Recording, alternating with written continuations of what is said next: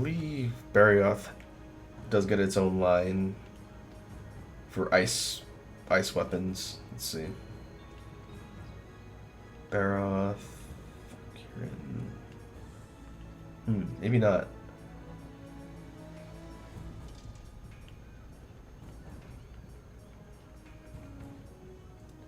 Doesn't look like, unless it's down here. Ah. It's not called the Barioth line. Which is interesting. Probably because it starts with the Legiana bits. And then here in Master Rank it changes over to the Barioth parts. A little bit lower raw, but has the ice element on it.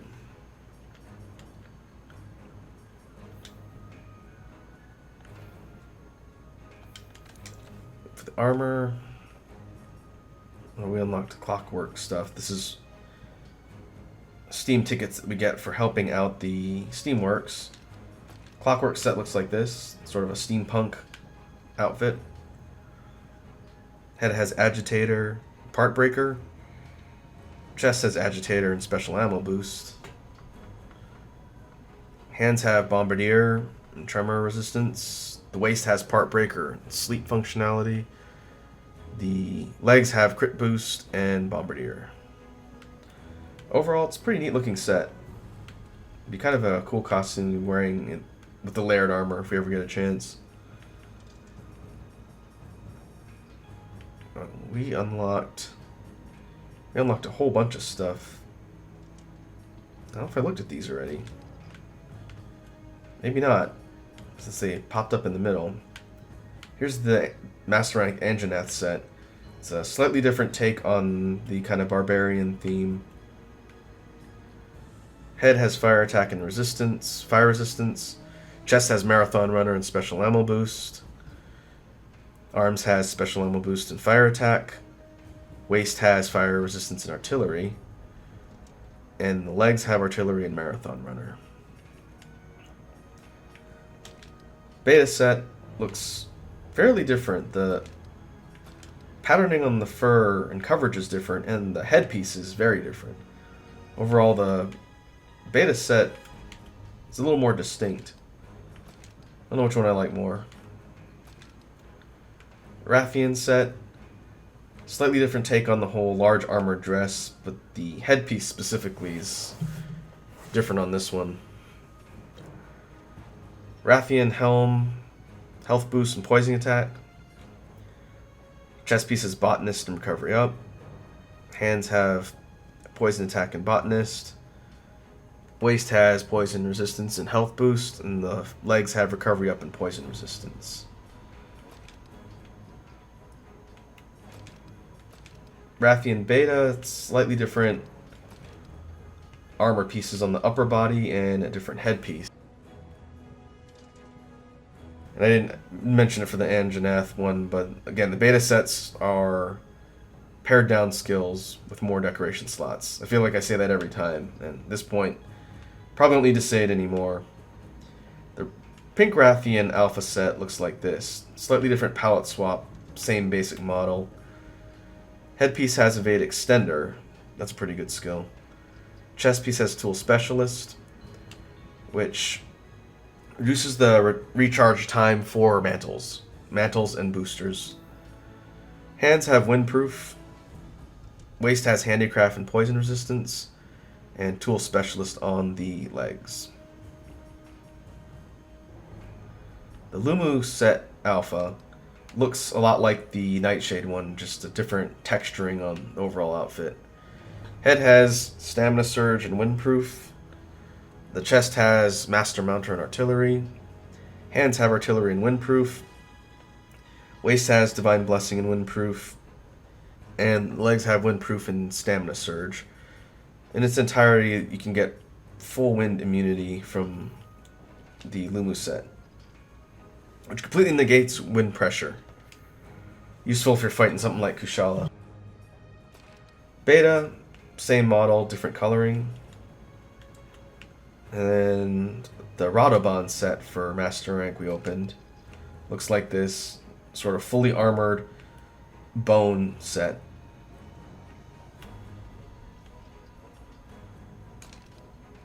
Helmet has tremor resistance and slugger.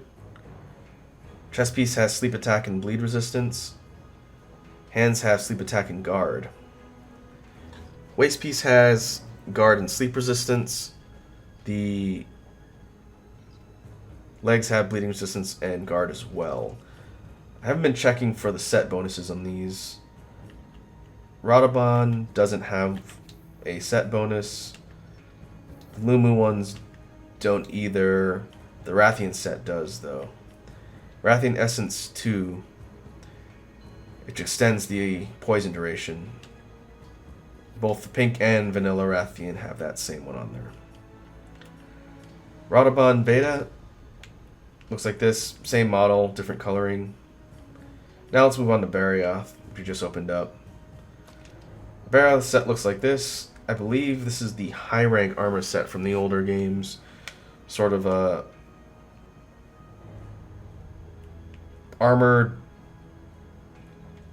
almost tribal looking set of gear. The headpiece has Evade Extender and Power Prolonger. Power Prolonger allows longswords, dual blades, insect glaives, switch axes, and charge blades to stay powered up longer.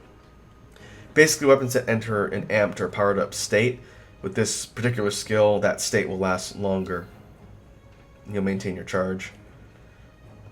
Chest piece has Power Prolonger and Constitution. Hands have Recovery Up and Constitution. Waist has Quick Sheath and Recovery Up. And feet have Constitution and Quick Sheath. Overall, pretty average skills on here. The Evade Extender on the head is useful. A couple of the other ones we've seen have that on there as well. If you want to be able to get a longer distance on your roll. But I'm not seeing anything on here that looks super necessary for our build. At least not on Greatsword. Constitution, which is stamina depletion down, wouldn't be bad for Hunter. Constitution 5 off of this whole thing, I think. Yeah, that's a pretty big stamina depletion cut. But I don't know that it's necessary for you to have this whole set. The Barioth Hidden Art is Punish Draw, which adds a stun effect to draw attacks and increases attack power slightly. That wouldn't be terrible to have on a Greatsword, but honestly, we're not hitting heads consistently, so draw attacks with KO is not super critical. The beta set looks like this. Slightly different armor pieces. Different patterning on the hair. Or different hairpiece altogether, it looks like. And same deal with the beta set. More decoration slots. So I don't think there's anything we really need to get from this particular set.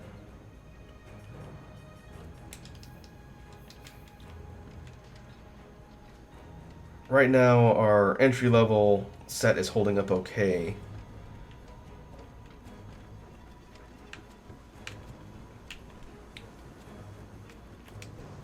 We can restock our inventory.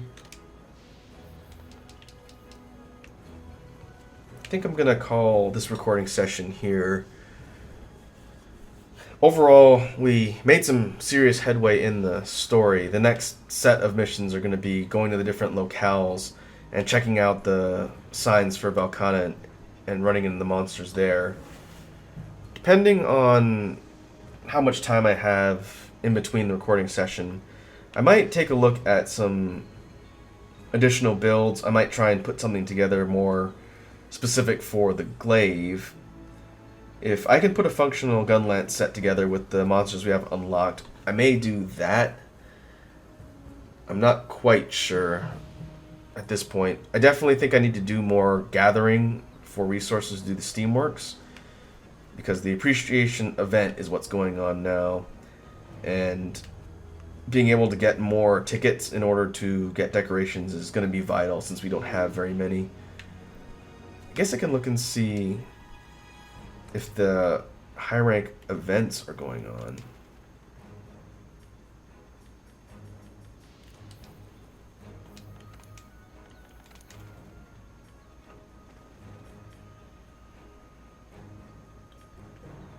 Here we go.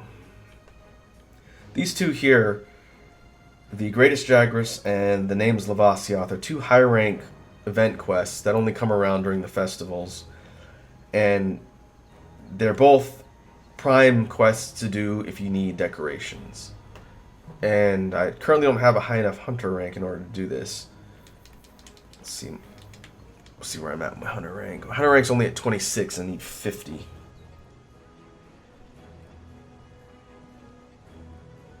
What I might consider doing, I'll have to look and see how much time this is going to take, because this festival is going on for at least a few weeks, I believe. I might go back into high rank and start grinding out some of the advanced high rank quests, which should be a breeze with my armor set, and try and get my hunter rank up to 50 so I can do those. If I run those quests for a while, I'll be able to stack up a pretty decent pile of decorations as well. Between that and gathering for the Steamworks, we should be able to make some headway. I'm not in a super big rush to blitz through the content. I'd rather get properly geared so that we can go through and not have our progress be halted. But I will figure that out in between. But for now, we made some good progress. I will take a look at our options, and then we will pick back up in the next recording session. And once again, we are back in a brand new recording session for Monster Hunter World Iceborne. Picking up with the Adventures of Elta, we're going to jump right back into our story progression. Real quick before we proceed with the Ancient Forest expedition, a couple housekeeping things. First off, it's been maybe a week since I recorded the last session. I've been doing these recording sessions relatively close together, as I want to keep getting content recorded for Iceborne so that I can edit the episodes together and have a consistent schedule, but also because I want to make progression fairly efficiently, since some friends of mine have been playing this, and most of them have already beaten the main story, and I'm a little bit behind. Looking at our gear here, you might notice that there's a brand new greatsword that Elta's carrying around on her back. And real quickly, I want to explain what this weapon is. This is the Palace Greatsword, I believe it is called. If we take a look at the stats on the Palace Blade, this is part of the event weapons that you can craft by doing a special event quest in the arena. And that event quest is against a Barioth. It's fairly straightforward, but beating that gets you tickets as well as bits for Barioth. And use the tickets to craft a series called the Palace Weapons. And there's one for each of the 14 weapon types, and they all have this sort of regal look to them. And they're also decently powerful for where I am in the game. Looking at our stats here with skills, the base attack for this greatsword is 1200. It's got white sharpness with a slight boost from my handicraft, 10% affinity, a level 3 decoration slot, defense bonus of 30, and a hidden element of water, which we need free element in order to activate. Going back to the defender blade that we were using, that one topped out at 1056 and 390 blast. No defense bonus. Slightly bigger sharpness bar, but no decoration slot either. So overall, the Palace weapon set is an upgrade to what we've been using up till now, seeing as how this was a weapon we carried over from high rank up here. There's another upgrade tier for the Palace weapons, but I don't have the materials to do that yet. So what I'd like to do is slot this into our loadout and use it to sort of push our progression as we're going through. I made the Palace Rod as well, which is the Insect Glaive. Similar overall boost to stats compared to the Defender line. And maybe at some point we'll experiment with that. but this is the weapon that I'm using, and depending on if I can get some more time offline to grind that event quest, I might make some more weapons to have and experiment around with for the playthrough purposes. I am considering picking up the hunting horn. I'm going to have to probably do a little bit of research before I officially road test that weapon on the Let's Play here.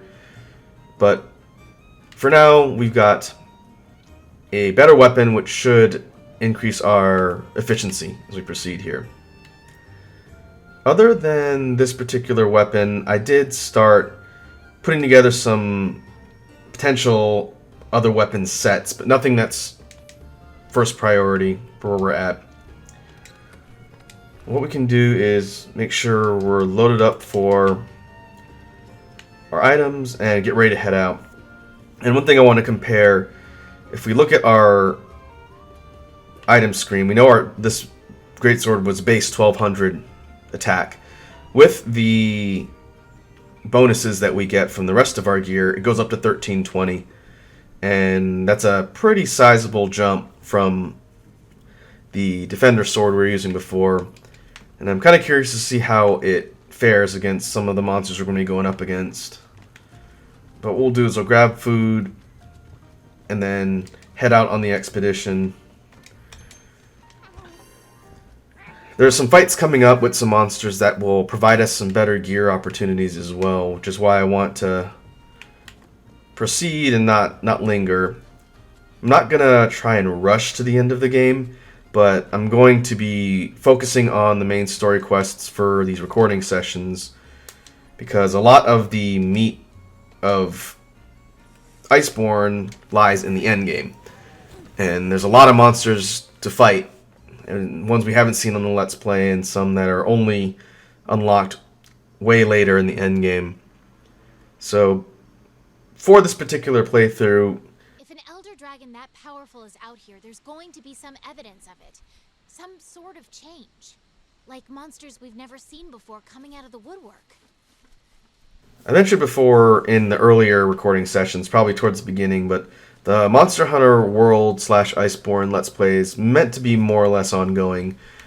Unless I reach a point where I don't feel like playing this particular version of the game anymore, I will probably be recording episodes for it indefinitely. And it'll be sort of like the long-running series on the channel. Velcana tracks. Let's have a look around to find some more. Also worth noting before we proceed with following the handler here, in the time since I recorded the last set of episodes... Wait a second. These tracks are... Alright, hold on a second. I did do some online hunts with my friend Flammy, who I've talked about a lot on the channel. And I recorded a bunch of our arena fights at Barrioth and some of the other stuff we did, with no commentary, just straight gameplay. What I'll most likely do with that footage, and that I have no idea when I'll be using it, but I'll probably convert it into an informal podcast where I don't really edit the video footage and let it play while I record actual spoken audio about different things. I think that'd be a good opportunity for me to just focus on talking about things that I care about. Probably devote a decent chunk of that to talking about Monster Hunter. Maybe more about my history with the series and other things. So, depending on how long it takes to get that project off the ground, that's possible content for the future. But, like the handler said, we'll continue picking up traces of monster bits. Is this what I think it is?